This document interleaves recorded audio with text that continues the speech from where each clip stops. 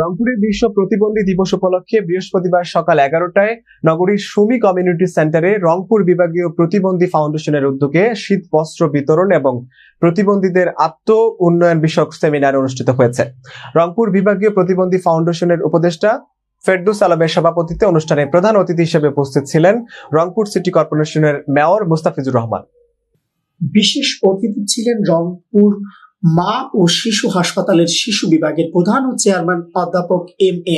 অহেদ, Rangpur metropolitan chamber of কমার্সের সভাপতি রেজাউল ইসলাম মিলন, রংপুর মহানগর যুবলীগের সাধারণ সম্পাদক মুরাদ হোসেন, বাংলার চোখের প্রতিষ্ঠাতা ও সভাপতি আলহাজ মোহাম্মদ তানভীর হোসেন আশরাফি, জাতীয় শ্রমিক লীগ রংপুর মহানগর শাখার সাধারণ সম্পাদক এম.এ. মজিদ এবং রংপুর মহানগর দোকান কর্মচারী ইউনিয়নের সাধারণ সম্পাদক ও জাতীয় শ্রমিক লীগের রংপুর মহানগর শাখার দপ্তর সম্পাদক নাসিম আলী।